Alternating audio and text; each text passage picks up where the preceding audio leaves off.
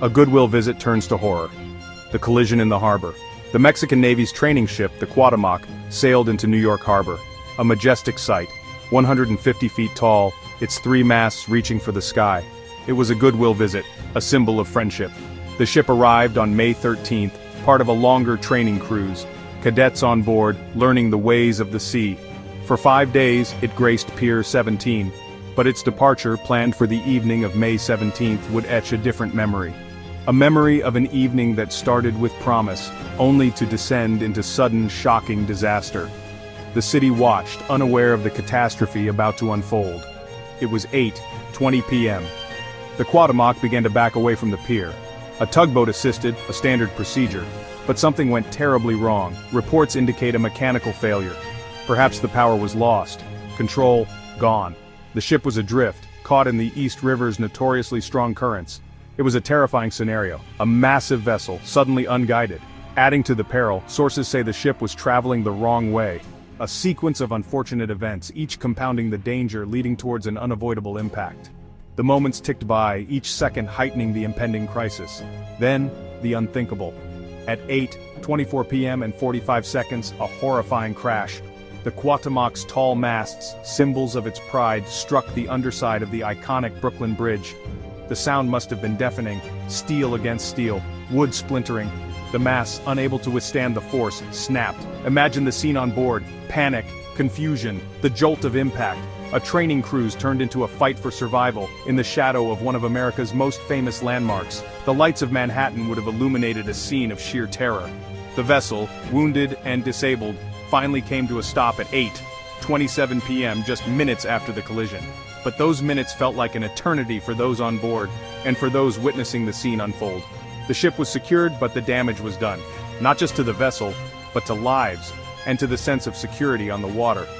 The immediate aftermath was a scramble for information. What happened? How many were hurt? The questions began to mount, as the reality of the New York Harbor nightmare started to sink in on that fateful Saturday evening. Lost lives and lingering questions. The human cost and immediate response. The true cost of this disaster became tragically clear. 2 young lives, extinguished too soon. Mexican Navy cadet America, Yamilet Sanchez, just 20 years old. She was described as an exemplary daughter, a dedicated student.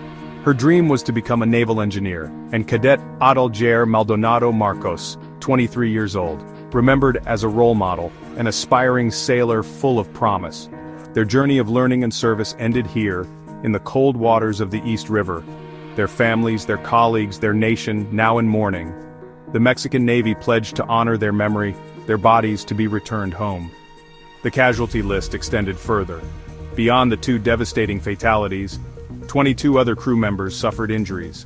The initial reports were grim, with 3 individuals listed in critical condition.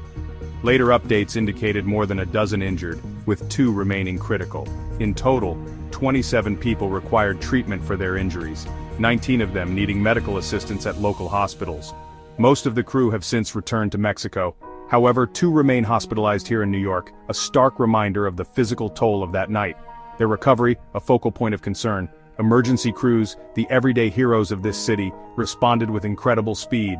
Within minutes, the waters were alive with flashing lights. The call for assistance from other tugboats went out at 8:24 p.m. By 8:30 p.m., New York City Police Department assets, the NYPD, were on scene. The fire department, FDNY, arrived alongside them. They worked tirelessly, securing the damaged vessel, assisting the injured, managing the chaotic aftermath. Their swift actions undoubtedly prevented further harm, bringing a measure of control to a desperate situation. Remarkably, the Brooklyn Bridge itself withstood the impact without significant structural damage. An icon of New York, it held strong. There was minor damage, officials said, to a moving inspection platform beneath the roadway. That was the extent of it. By the following day, May 18th, the bridge was reopened to the public. A sigh of relief for the city, for its commuters, for its sense of resilience. But the minor damage to the bridge paled in comparison to the human tragedy that had unfolded beneath its historic arches. The focus remained, rightly, on the lives lost and altered. The political blame game controversy erupts in tragedy's wake. As New York and Mexico reeled from the shock, the political arena began to stir. Senate Minority Leader Chuck Schumer issued a statement. He acknowledged the ongoing investigation, a necessary first step, but his words quickly veered, from sympathy to scrutiny, from tragedy to political theater. The timing felt jarring to many. The dust had barely settled. The families were just beginning to grieve. Yet the focus was already shifting, pulled by the currents of Washington politics. A storm of a different kind was brewing, one of words and accusations. Senator Schumer's statement raised eyebrows. "There are more questions than answers," he declared, a common refrain in times of crisis. But he didn't stop there. He stressed the importance of protecting America's bridges. Protecting them from structural failure, yes, but also, he added, from man-made threats. This phrasing, man-made threats, hung in the air. Was he referring to the crew, to the ship itself, or was there a broader implication? He spoke of national and economic security, suddenly linking this maritime accident to far-reaching concerns. The stage was being set for a political confrontation. The core of Senator Schumer's critique soon became clear. He pointed fingers at the previous administration. Specifically, he criticized the Trump administration. He alleged that their policies had potentially jeopardizing national and economic security. How? Through a supposed Coast Guard hiring freeze, a freeze under the Department of Homeland Security. The implication was clear, that understaffing, a result of past policies, might have played a role. That the systems meant to protect our waters, our infrastructure, were somehow compromised.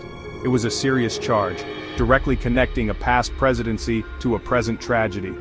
The reaction was swift and fierce. Conservative commentators pounced.